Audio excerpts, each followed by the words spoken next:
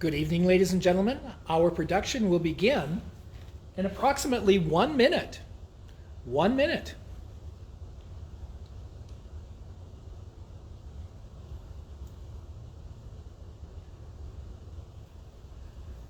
Good evening, ladies and gentlemen. Our production will begin in approximately 1 minute.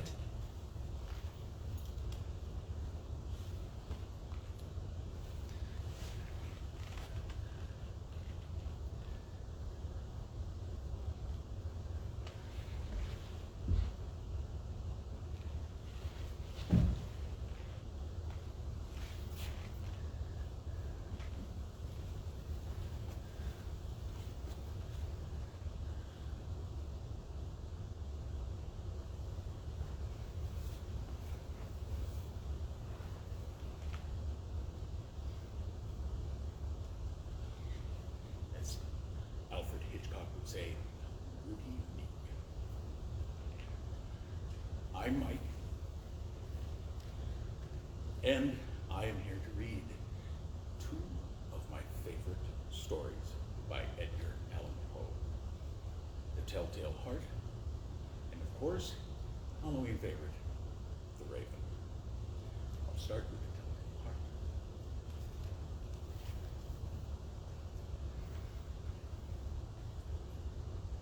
True. Nervous, very, very dreadfully nervous, and I had and am been. But why will you say that I am mad?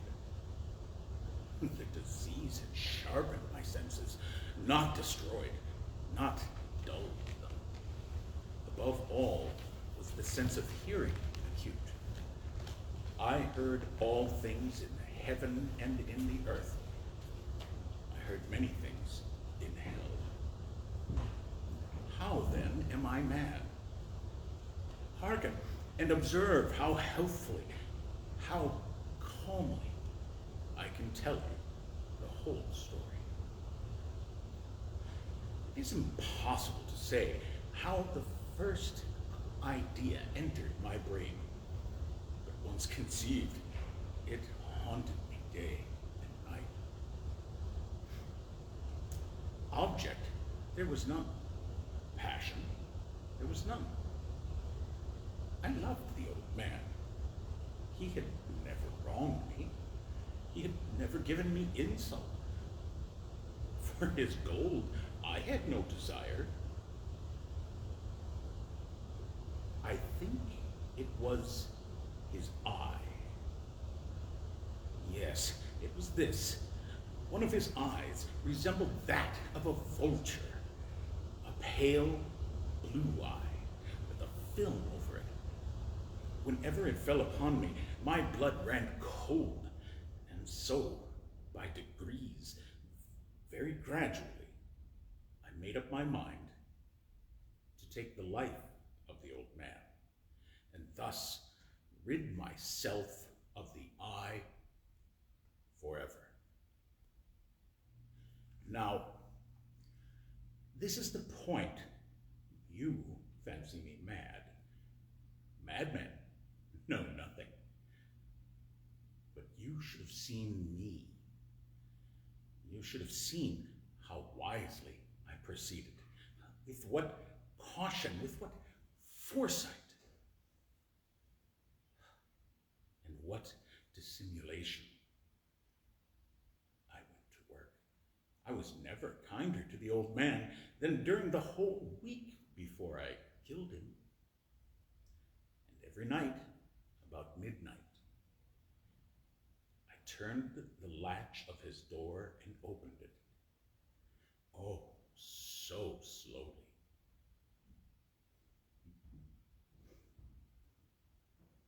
So gently. And then, when I had made an opening sufficient for my head, I put in a dark lantern, all closed, so that no light shone out.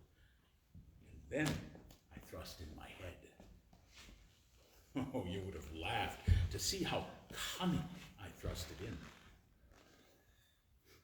I moved it slowly, very, very slowly, so that I might not disturb the old man's sleep. took me an hour to place my whole head within the opening so far that I could see him as he lay upon his bed. Ha! Would a madman have been so wise as this? And then, when my head was well in the room, I undid the lantern cautiously. Oh, so cautiously. Cautiously, for the hinges creaked. I did undid it just so that a single thin ray fell upon the vulture's eye. And this I did for 7 long nights, every night just at midnight. But I found the eye was always closed, and so it was impossible to do the work, for it was not the old man who vexed me, but his evil eye. And every morning, when the day broke, I went boldly into the chamber and spoke courageously to him, calling him by name in a hearty tone and inquiring how he had passed the night. So you see, he would have been a very profound old man indeed to suspect that every night, just at 12, I looked in on him as he slept. Upon the 8th night, I was more than usually cautious, opening the door. Watch's minute hand moves more quickly than did I.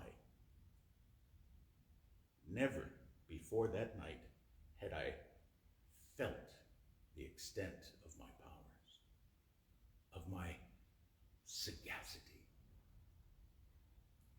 I could scarcely contain my feelings of triumph to think that there I was, opening the door, little by little, and he not even to dream of my secret deeds or thoughts.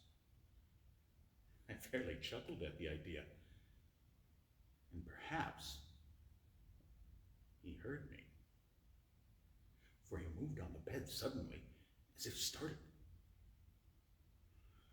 Now, you may think that I drew back, but no. His room was as black as pitch with the thick darkness, for the shutters were close fastened through fear of robbers. And so I knew that he could not see the opening of the door. And I kept pushing it on steadily.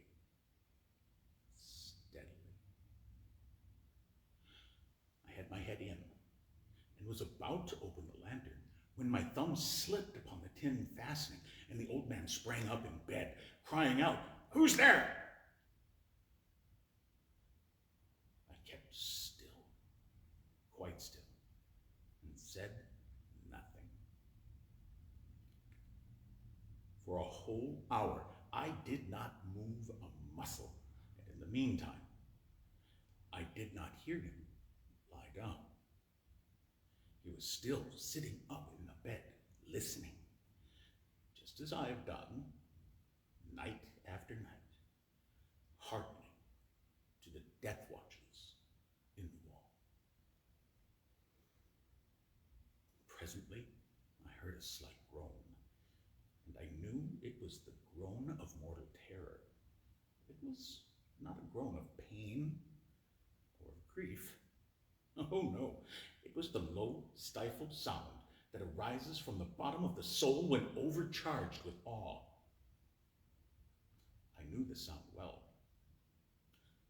Many a night, just at midnight, when all the world slept, it has welled up from my own bosom, deepening with its dreadful echo the terrors that distracted me. I say I knew it well. I knew what the old man felt and pitied him.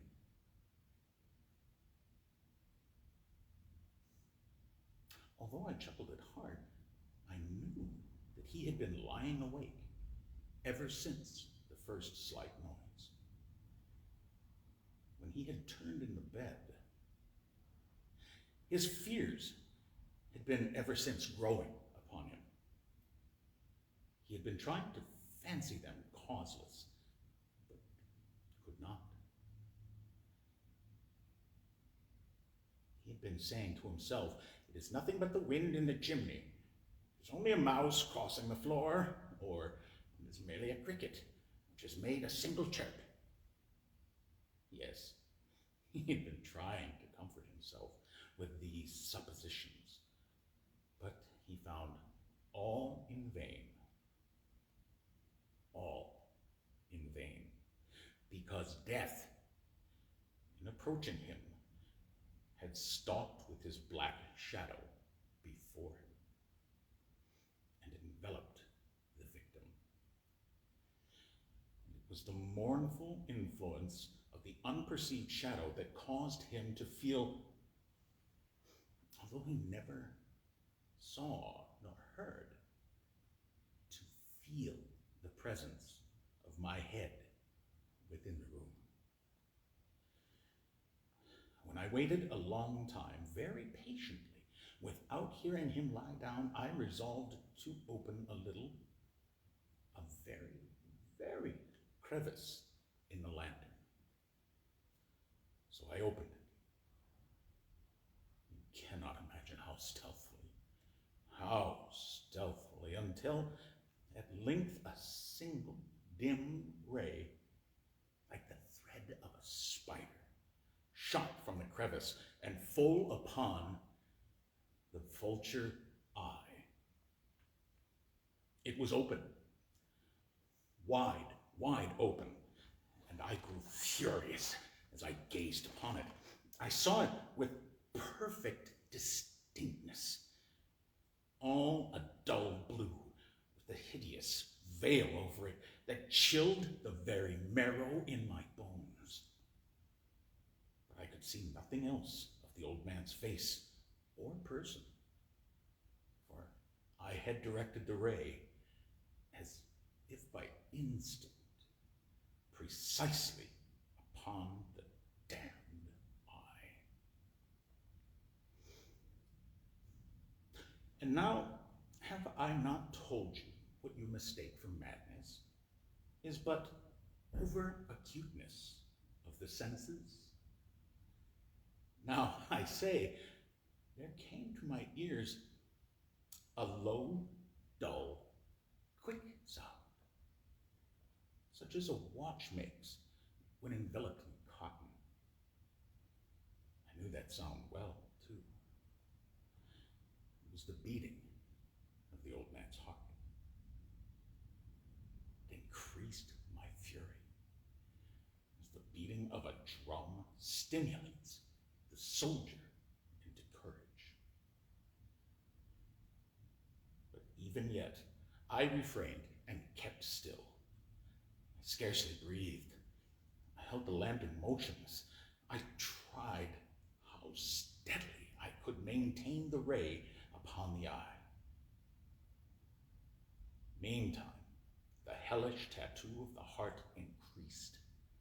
It grew quicker and quicker and louder every instant.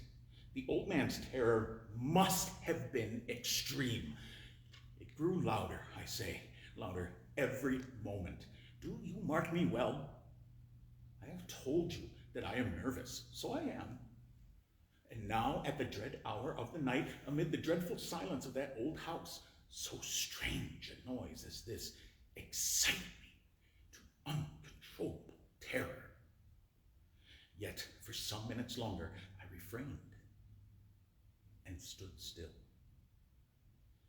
But the beating grew louder. I thought the heart must burst, and now a new anxiety seized me. With a loud yell, I threw open the lantern and leaped into the room. I shrieked once. He shrieked only once. In an instant, I dragged him to the floor and pulled the heavy bed over him. I then then smiled gaily. To find the deed so far done. But for many minutes, the heart beat on with a muffled sound. This, however, did not vex me. It would not be heard through the wall. At length it ceased. The old man was dead. I removed the bed and examined the corpse. Yes, he was stone dead. I placed my hand upon the heart and held it there many minutes. There was no pulsation. He was stone dead. His eye would trouble me no more. If you still think me mad, you will think so no longer when I describe the wise cautions I took for the concealment of the body. The night waned, and I worked hastily, but in silence. First of all, I dismembered the corpse. I cut off the head and the arms and the legs.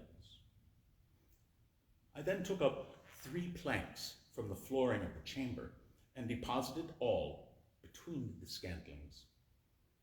I then replaced the boards so cleverly, so cunningly, that no human eye, not even his, could have detected anything wrong. There was nothing to watch out. No stain of any kind, no blood spot, whatever. I had been too wary for that. A tub had caught it all. When I had made an end of these labors, it was 4 o'clock, still dark as midnight, as the bell sounded the hour. There came a knocking at the street door. I went down to open it with a light heart, for what had I now to fear?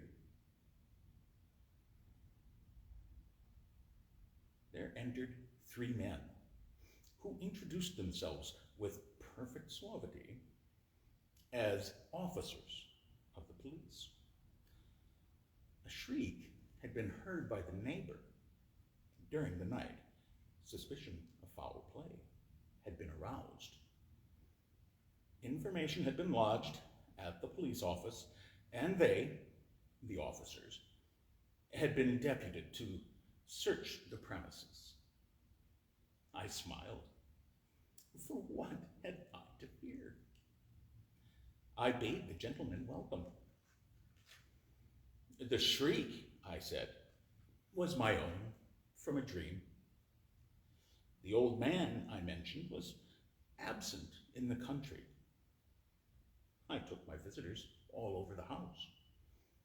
I bade them search well. I led them at length to his chamber. I showed them his treasures, well secured, undisturbed. In the enthusiasm of my confidence, I brought chairs into the room and desired them here to rest their fatigues, while I myself, in the wild audacity of my perfect triumph, placed my own seat upon the very spot beneath which reposed the corpse of the victim. The officers were satisfied. My manner convinced them. I was singularly at ease. They sat, and while I answered cheerily, they chatted familiar things. But ere long, I felt myself getting pale and wished them gone. My head ached, and I fancied a ringing in my ears. But still they sat, and still they chatted. The ringing became more distinct. it continued and became more distinct. I talked more freely to get rid of the feeling, but it continued and gained definitiveness until at length I found that the noise was not within my ear. No doubt, I now grew very pale, but I talked more fluently and with a heightened voice, yet the sound increased. And what could I do? It was a low, dull, quick sound, much such as a sound as a watch makes when enveloped in cotton. I thought, I gasped for breath, and yet the officers heard it not. I talked more quickly, more vehemently, but the noise steadily increased.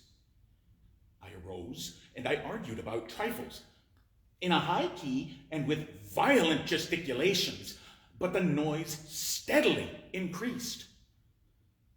Why would they not be gone? I paced the floor to and fro with heavy strides, as if excited to fury by the observation of the men. But the noise steadily increased. Oh God, what could I do? I foamed, I raved, I swore. I swung the chair upon which I had been sitting and grated it upon the boards, but the noise arose over all and continually increased. It grew louder, louder, louder.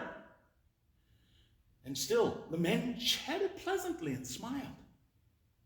Was it possible they heard not? Almighty God, oh no, they heard. They suspected, they knew. They were making a mockery of my horror. This, I thought, and this, I think. But anything was better than this agony. Anything was more tolerable than this derision. I could not bear those hypocritical smiles any longer. I felt that I must scream or die. And now, again, hark, louder, louder, louder, louder. Villains, I shrieked. Dissemble no more. I admit the deed. Tear up the planks, here and here. It is the beating of his hideous heart.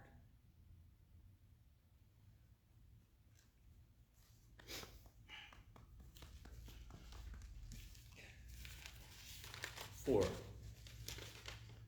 this event, I would like to thank some sponsors for our Center for the Arts. I'd like to thank the Victor Lundin Company, Country Inn and Suites by Radisson, the City of Fergus Falls, Lake Region Healthcare, Service Food, The Market, Downtown Riverfront Council, Northern Lakes Dental and Implant Center, Bell Bank, Thrivent Financial, Kurt Nygaard, American National Bank, Visit Fergus Falls, Tim and Lisa Litt, Pemberton Law, American Inn, my bad, American Federal Bank, Ottertail Power, Lake Region Arts Council, and the Minnesota State Arts Board. Thank you all. And now, The Raven by Edgar Allan Poe. Once, upon a midnight dreary, while I pondered weak and weary over many a quaint and curious volume of forgotten lore, while I nodded, nearly napping, suddenly there came a tapping, as if someone gently rapping at my chamber door. "'Tis some visitor," I muttered, tapping at my chamber door. Only this and nothing more. Ah, distinctly I remember, it was 'Twas in the bleak December, and each separate dying ember wrought its ghost upon the floor. Eagerly I wished the morrow. Vainly I had sought to borrow from my books surcease of sorrow, sorrow for the lost Lenore, for the rare and radiant maiden whom the angels named Lenore, nameless here forevermore. And the silken, sad, uncertain rustling of each purple curtain thrilled me, filled me with fantastic terrors never felt before. So that now, to still the beating of my heart, I stood repeating, "'Tis some visitor entreating entrance at my chamber door, some late visitor entreating entrance at my chamber door. That is it, and nothing more." Presently, my soul grew stronger. Hesitating then no longer, "Sir," I said, "or madam, truly your forgiveness I implore. But the fact is I was napping, and so gently you came rapping, and so faintly you came tapping at my chamber door, that I scarce was sure I heard you. And here I opened wide the door. Darkness there, nothing more. Deep into that darkness peering, long I stood there wondering, fearing, doubting, dreaming dreams no mortals ever dared to dream before. But the silence was unbroken, and the stillness gave no token, and the only word there spoken was the whispered word, "Lenore." This I whispered, and an echo murmured back the word, "Lenore." Merely this, and nothing more. Back into the chamber turning, all my soul within me burning, soon again I heard a tapping, something louder than before.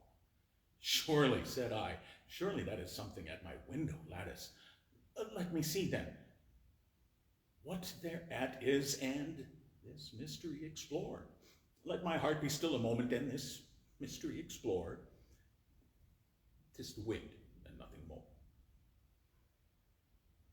Open here I flung the shutter, when with many a flirt and flutter, in there stepped a stately raven of the saintly days of yore. Not the least obeisance made he, not a minute stopped he or stayed he, but with mine of lord or lady perched above my chamber door, perched upon a bust of Pallas, just above my chamber door, perched and sat, and nothing more. Then this ebony bird beguiling my sad fancy into smiling, by the grave and stern decorum of the countenance it wore, "Though thy crest be shorn and shaven, thou," I said, "art sure no craven, ghastly, grim, and ancient raven, wandering from the nightly shore. Tell me what thy lordly name is on the night's Plutonian shore." Quoth the raven, "Nevermore." Much I marveled this ungainly fowl to hear discourse so plainly, though its answer little meaning, little relevancy bore. For we cannot help agreeing that no living human being ever yet was blessed with seeing bird above his chamber door, bird or beast upon the sculpted bust above his chamber door, with such a name as Nevermore. But the raven, sitting lonely on that placid bust, spoke only that one word, as if his soul in that one word he did outpour. Nothing farther than he uttered, not a feather. Then he fluttered, till I scarcely more than muttered, "Other friends have flown before. On the morrow he will leave me, as my hopes have flown before." bird said, nevermore. Startled at the stillness broken by reply so aptly spoken, doubtless, said I, what it utters is its only stock and store. Caught from some unhappy master, whom unmerciful disaster followed fast and followed faster, till his songs one burden bore, till the dirges of his hopes that melancholy burden bore, of never, nevermore. But the raven, still beguiling all my sad soul into smiling, straight I wheeled a cushioned seat in front of bird and bust and door. Then, upon the velvet sinking, I betook myself to thinking, to linking fancy unto fancy.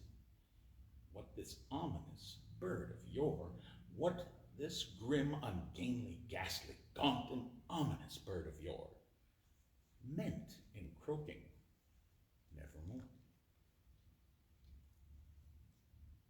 This I sat engaged in guessing, but no syllable expressing to the fowl whose fiery eyes now burned into my bosom's core. This and more I sat divining, with my head at ease reclining on the cushion's velvet lining that the lamplight gloated o'er, but whose velvet violet lining with the lamplight gloating o'er she shall press, nevermore. Then methought the air grew denser, perfumed from an unseen censer, swung by seraphim whose footfalls tinkled on the tufted floor.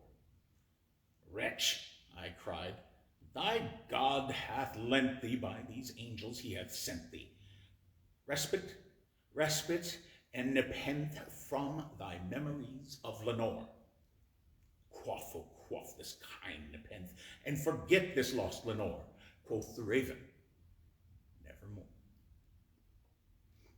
Prophet, said I, thing of evil, prophet still, if bird or devil, whether temper sent or whether tempest tossed here, tossed ashore, desolate, yet all undaunted on this desert land enchanted, on this home by horror haunted, tell me truly, I implore, is there balm in Gilead?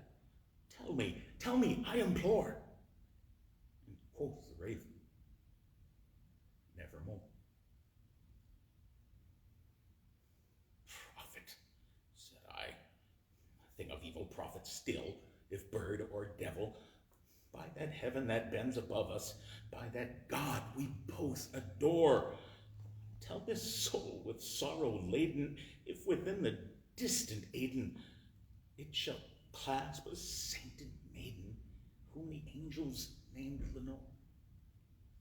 Clasp a rare and radiant maiden, whom the angels named Lenore. Quoth the raven, nevermore. Be that word our sign of parting, bird or fiend, I shrieked upstarting, get thee back into the tempest and the night's Plutonian shore. Leave no black plume as a token of that lie thy soul hath spoken. Leave me my loneliness unbroken. Quit the bust above my door. Take thy beak from out my heart and take thy form off my door. Quoth the raven, nevermore. And the raven, never flitting, still is sitting on the pallid bust of Pallas just above my chamber door. And his eyes have all the seeming of a demon's that is dreaming, and the lamplight o'er him streaming throws his shadow on the floor. My soul from out that shadow that lies floating on the floor shall be lifted nevermore.